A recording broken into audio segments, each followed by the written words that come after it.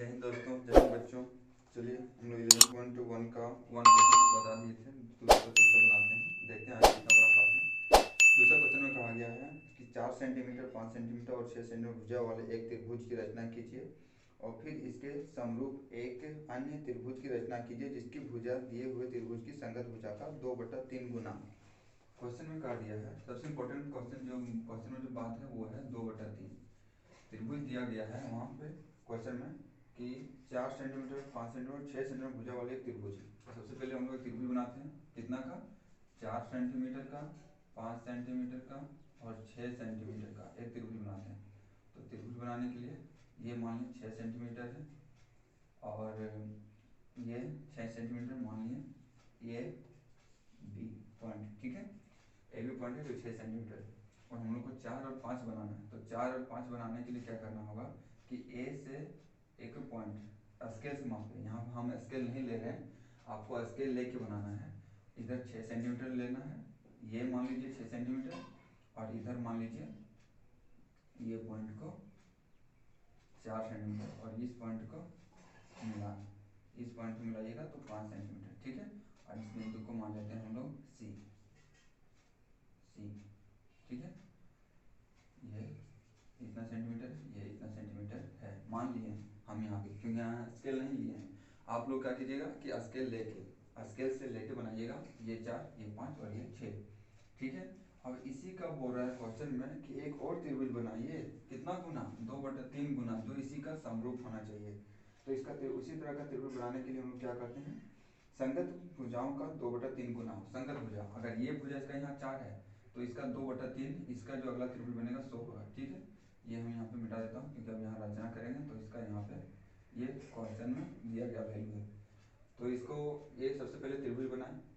अब इस त्रिभुज क्वेश्चन में दिया गया था ये 6 सेंटीमीटर होना चाहिए, ये 4 और ये 5 और इसी का 2/3 गुना एक त्रिभुज बनेगा वो बनना चाहिए, ठीक है। तो 2/3 गुना बनेगा तो इसका नीचे बनेगा या बाहर, तो ऊपर देखना है इस पॉइंट का जो क्वेश्चन में दिया गया है 2/3 गुना, ऊपर छोटा है तो इसका त्रिभुज अंदर बनेगा, छोटा बनेगा, इससे छोटा बनेगा।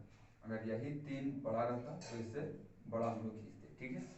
चलिए तो इसका प्रोसेस है कि त्रिभुज में एक लाइन खींच दिया। अब इसको क्या करो, ए बी को एक न्यून कोण बनाओ। न्यून कोण का मतलब होता है 90 डिग्री से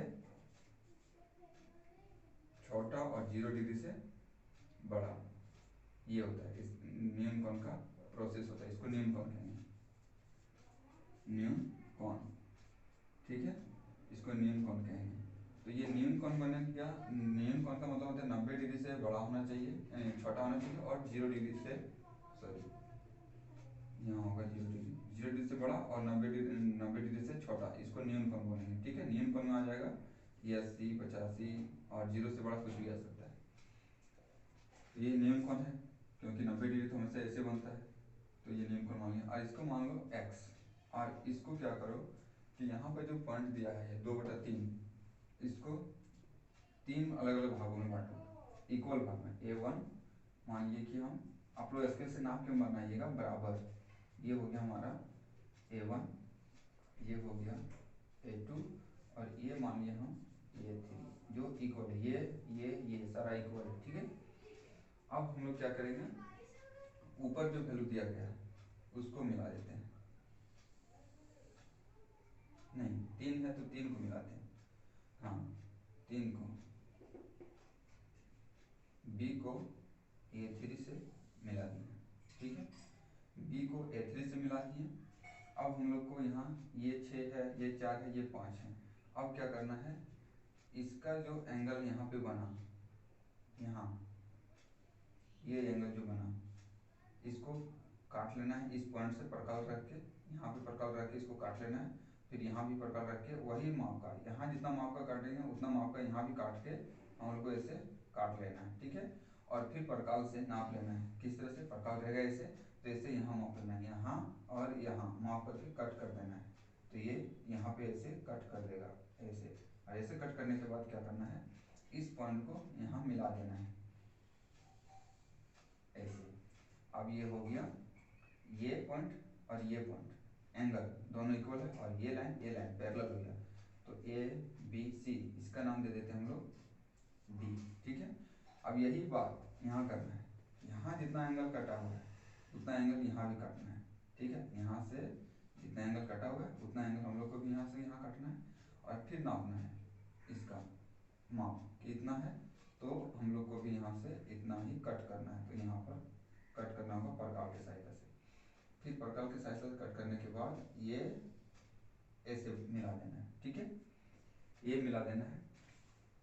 और ये मिला देने के बाद ये हमारा बन गया और इस पॉइंट को हम लोग नाम दे देते हैं ई।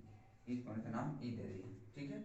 ये हमारा बन के तैयार हो गया त्रिभुज, ठीक है। अब ये जो प्रोसेस किए हैं बस इसका रचना में लिखना है। तो रचना में लिखने के लिए हम लोग को क्या करना होगा, रचना में लिखने के लिए रचना का है कुछ प्रोसेस कि क्या क्या किए वो लिखना है।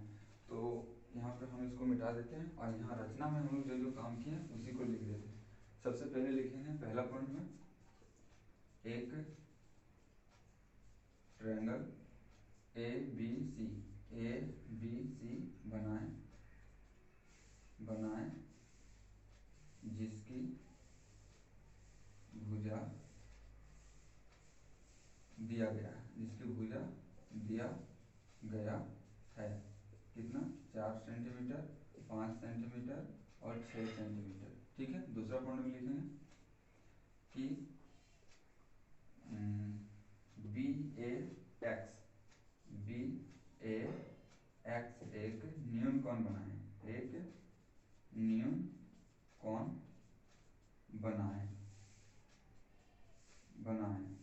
और बी एक्स को 3 बराबर भागों में बांटें।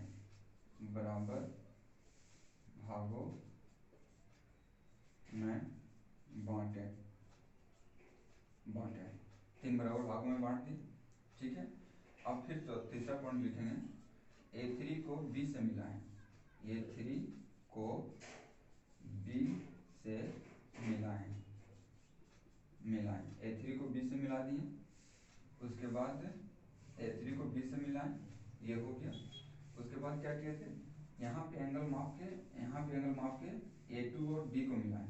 चौथा पॉइंट में लिखो कि A3 के समान कोण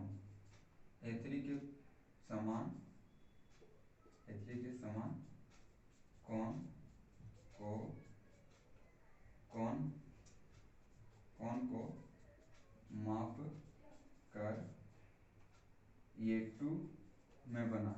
माप कर A2 में बनाएं और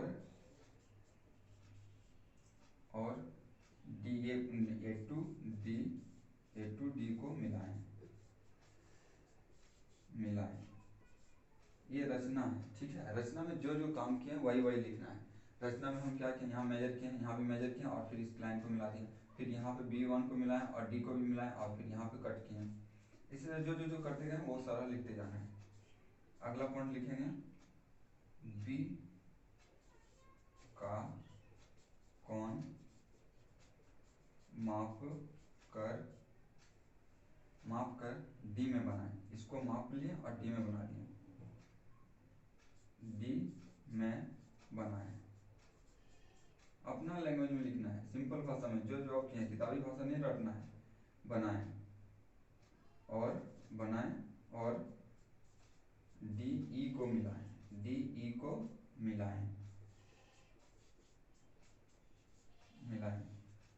यहाँ तो दिख रहा है, नहीं दिख रहा है, इधर नीचे चलो ऊपर लिखते हैं। तो DE को मिलाएं, ये नहीं दिख रहा है पांचवा पॉइंट। अच्छा चलो अब यहाँ से आगे हम लोग इधर बना देते हैं। DE को मिलाते हैं तो बन गया हमारा समरूप त्रिभुज। अब DE को मिलाने के बाद हम यहाँ लिख देते हैं छठा पॉइंट, क्या लिखते हैं कि ये जो वैल्यू है हमारा रचना हो गया। अब इसको हम साबित कर देते हैं कि 2/3 गुना है या नहीं। तो हम जानते हैं कि DE को मिला दिए और त्रिभुज छठा पॉइंट में लिखते हैं त्रिभुज ABC समरूप है किसका, ADE का समरूप है, ठीक है। समरूप का मतलब होता है उसी का जैसा बना हुआ है। समरूप है, इसलिए हम यहाँ लिख सकते हैं क्या कि ए भुजा बराबर ए भुजा बटे लिख सकते हैं AD बाय AB बराबर है ये इतना बटे इतना बराबर होगा इतना बटे इतना, मतलब